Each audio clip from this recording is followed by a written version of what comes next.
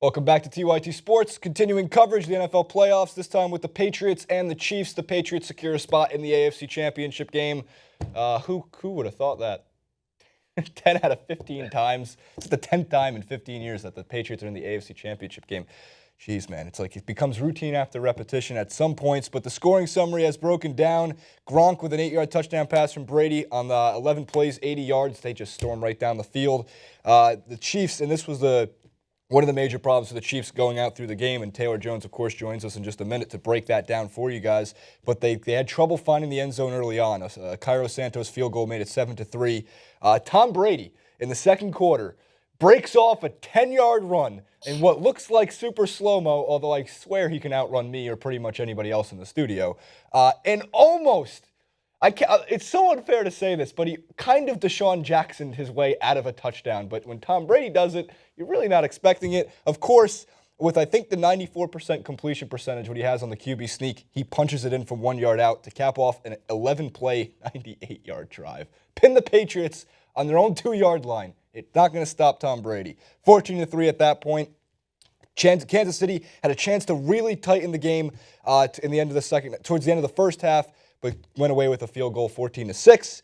Gronk again, 21-6, and then Alex Smith. And Alex Smith really played his heart out. He was extending plays with his legs. Taylor's going to get into his favorite use of the term athleticism, and when people were surprised by it. And I'm going to let Taylor do that one. But 21-13 after Albert Wilson caught a 10-yard pass from Alex Smith.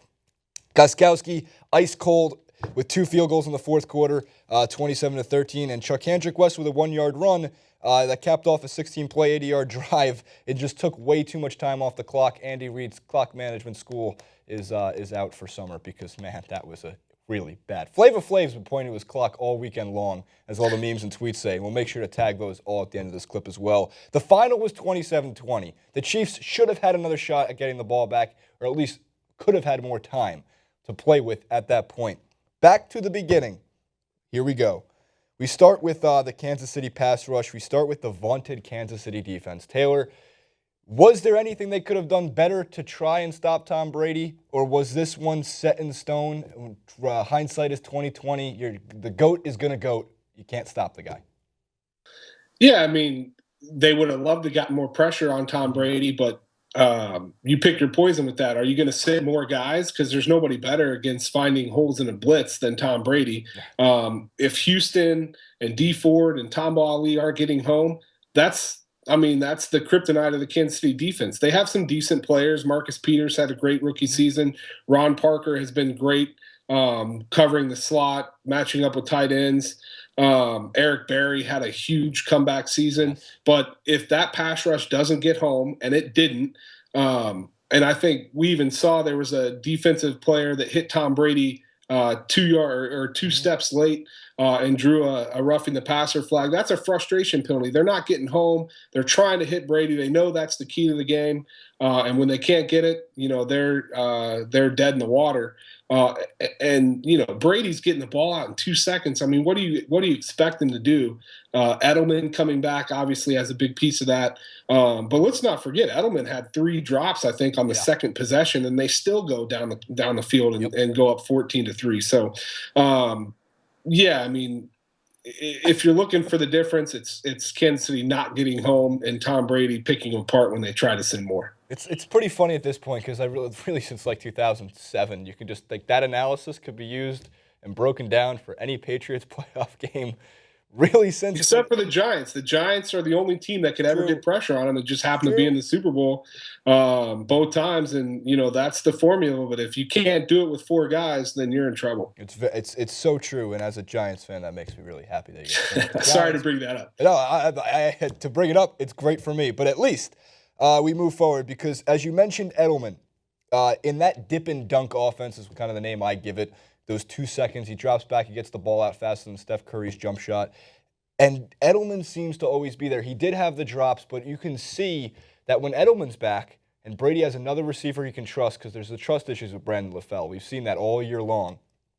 It opens up Rob Gronckowski even more. And it's really hard to stop a train from catching touchdown passes, which he did twice to lead the Patriots all time. And I think he actually passed tight ends in the playoffs for most touchdowns with his 7th and 8th touchdown reception. So I don't mean to cut you off, but let me just ask you, did he look like a player that was either questionable or probable to play in this game? No, he looked like he was so ready to go, and it's the extra week off obviously helps with that, but maybe he was ready to go in week 16 or 17, but they didn't need him, and maybe they kept him sidelined just to be safe because we know Edelman's a gamer. We get it. The guy's under 6 feet tall, if I'm correct. He's tiny. You see him, some of the pictures, you see him standing next to Brady, which either shows that Brady is also a freakishly tall, athletic guy, or you look at Julian Edelman, and he's like a more pumped up version of Wes Welker.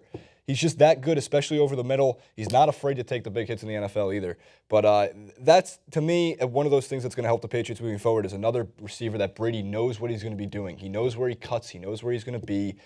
Those drops, I can't imagine happening at least 3 times on one drive in the AFC Championship game. So we move forward a little more because it's time to get to some of the time management issues. Taylor, what did you see at the end of that game that really drove you, I hope, off the wall if you're a Chiefs fan? I know you're not, but in general, the Chiefs Nation must be sitting there going, didn't Andy Reid do this with the Eagles? Doesn't Andy Reid seem to do this every time? Why does Andy Reid have trouble reading the clock? You know, I think Andy Reid is also the primary play caller for this offense, too. So it's hard, I think, as an offensive coach to also be the head coach and maintain the responsibility of the clock. I know that doesn't bail him out completely, but he's got to have somebody else on his staff if he's going to be the play caller to say, hey, these are some of the situations. I'll manage the clock. You get your head in that playbook and you make the next play. But I think that's part of the challenge is he's looking for the next play rather than quote unquote managing the game. So right. I think that's difficult. Now, that doesn't give him an excuse. I mean, he's been at this for 40 years, man and boy. So, he shouldn't he shouldn't have any excuses at this point. But I do think that gives him a little bit of leeway in that regard and maybe something they should consider moving into next year. I know he's losing Doug Peterson, but he's got to have somebody he trusts to be able to either A, call the plays or B, manage the game as an offensive mind to say, hey, these are when we need to use our timeouts. Yeah, so, I mean, I agreed 100% with that one just because take a look at this picture at least because, and I know, Taylor, you can't see it, but for the viewers out there, they're huddling up with like under 2 minutes left. The clock is running. They're on like the 6-yard line. Patriots are already set, right? And you just have Alex Smith chilling in the huddle. Come on, Andy Reid. You complete the long pass to Albert Wilson down the sideline, and there's 2 minutes and 53 seconds, if my mind serves me correctly. Well, first of all, Wilson, I like the effort to get in the end zone, but if you don't, get out of bounds. Like that's easy football. You learn that in Pee Wee football in 4th grade. But then to run up there, they're going to spike it. They're not going to spike it. You got to at least get 1, if not 2 plays off before the 2-minute warning. And you're just sitting there going tick, tick, tick, tick, tick, tick, tick, tick, tick. And the fact that Andy Reid, like somebody's on that sideline not going crazy is ridiculous. Right. There's so many things to point at, but Wilson, just as a player, has to know you got to get out of bounds. And then for them not to, and then they run this A-gap run. I think it was a power, and they lost like 2 yards, and then they're still fiddle farting around before getting up to the ball.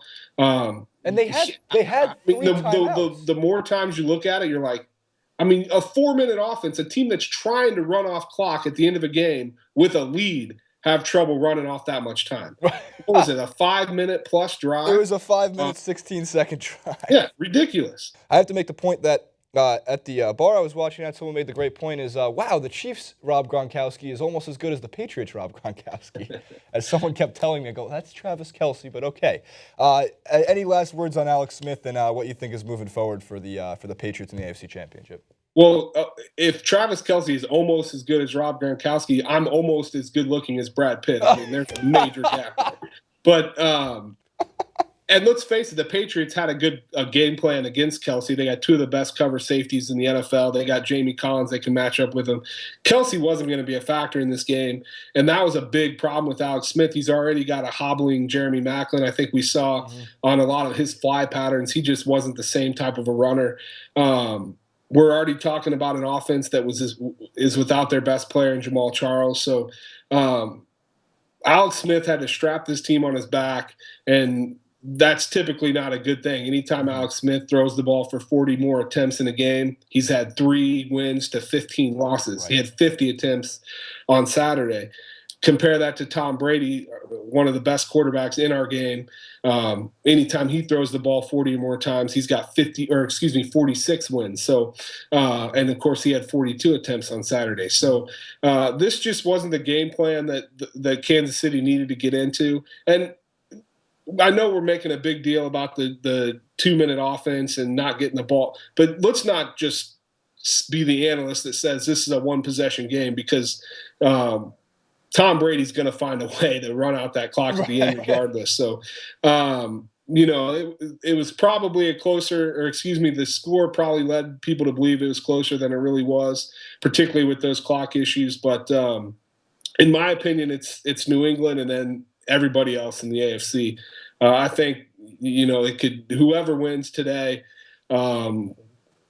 even if they have to go to Denver and play, I think New England's a clear favorite in that matchup. And I think it's New England, and the next 3 best teams are on the NFC side. So they're not going to look forward to the Super Bowl, because they certainly have to beat a good team in the next round. But in my opinion, I'm penciling them in. Right. And I'm sure the Patriots would like to face the Pittsburgh Steelers, because they'd get to play that game at the home game, turf in Foxborough. And by the way, when the Patriots are winning by 15 points at home in the playoffs, they are undefeated.